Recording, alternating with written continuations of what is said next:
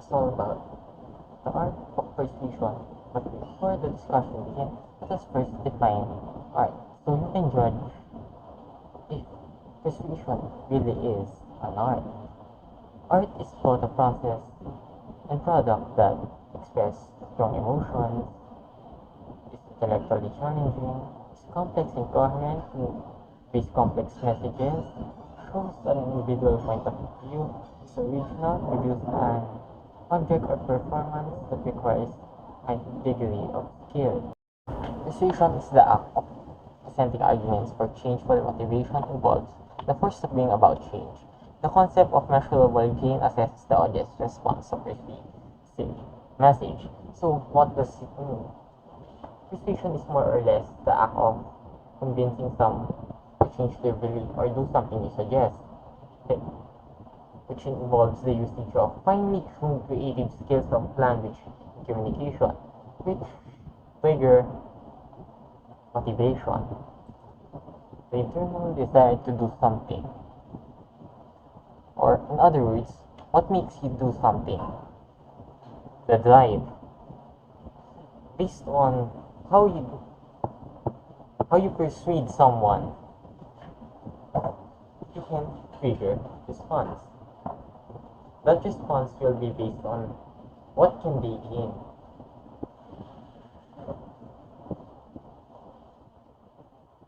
or how it relates to them.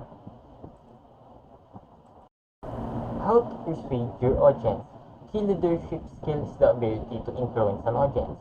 But how does this influence make a difference on how you persuade? I will simply categorize it onto three categories: character, logic, emotion. Because as a leader, you need to have a trustable character or some form of basis that gives you credibility to trust what you say. Logic, because you won't be able to persuade someone with no reason or evidence to back it up. And emotion, because how can you sympathize with someone who doesn't feel or feel emotions? It's like talking to someone now is gonna cut it. A, a blend of these three make will make an effective persuasive message, which is how you will gather or have your audience that will be persuaded. 6 ways to speak persuasively as a leader who inspire and activate listeners. When we say persuade your audience, these are the way to influence the audience, ways to inspire the listeners more, and also because of this step, you will have a greater knowledge of how to do the right thing to be able to persuade you for others. It is also a way for you to improve your communication with others. So, first, give a performance. This is a way to give a motivation to your listeners. All we can do is entertain and be energetic when we are talking.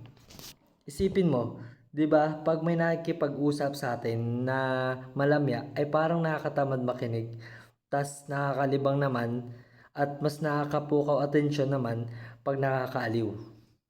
Next, you must have a good understanding of what you are going to say because it is important to determine your purpose.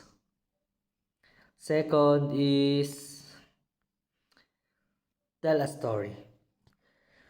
This is this is a way speaking with mixed story to give more influence to the listeners.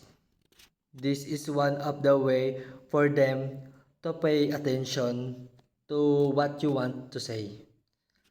Siguraduhin lang na kapag magkukuwento tayo ay hindi lalayo doon sa topic o layunin na nais nating sabihin. Next is yan, use evidence. This is a way to prove what you are saying is true. Ito ay nagbibigay ng malaking impact upang mapaniwala mo ang iyong kausap o kliyente. Once they give an opinion, you have to answer it.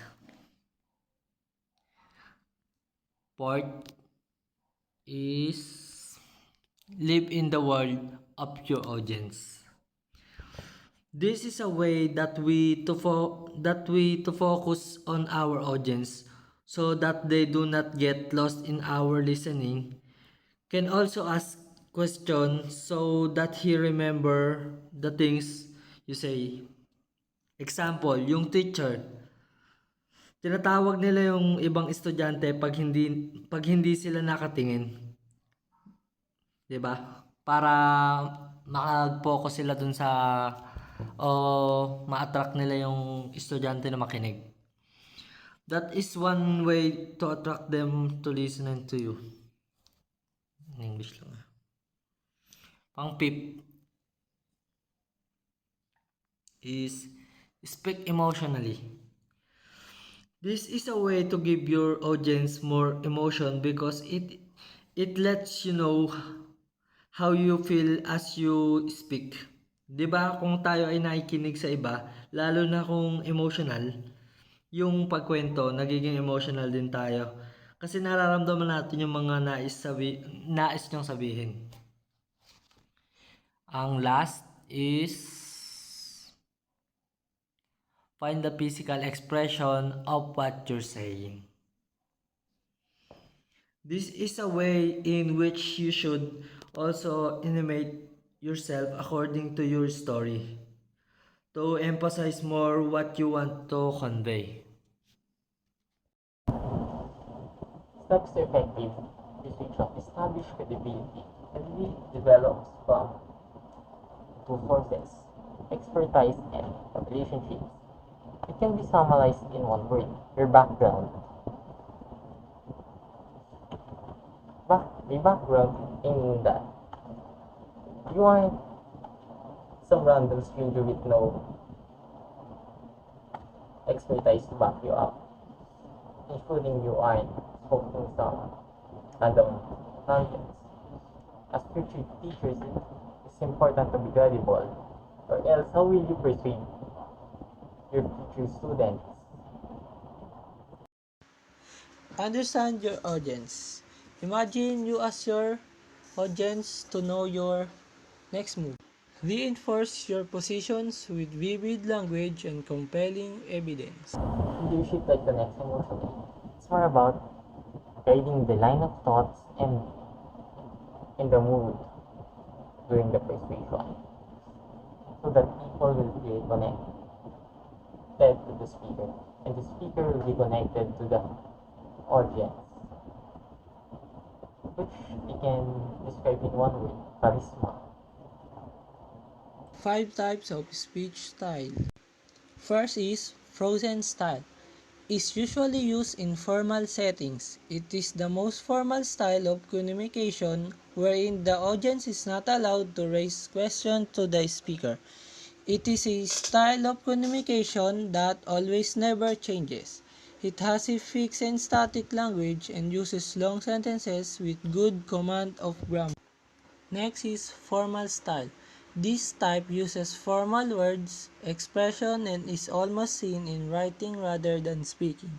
It also disallows the use of ellipses, contractions, and qualifying modal adverbials. Next is consultative style, the third level of language. It basically unplanned speech since the speaker uses the participation and feedback of the listener. The speaker will supply background information while again, the listener participates continuously. The fourth one is casual style, also known as informal style. It is usually used between friends or even insiders who have things to share. In this type, there is a free and easy participation of both speaker and listener. Last is intimate style. It is a private type of speech that commonly occurs between and among close family members, best friends, and intimate partners. And that's all. Thank you.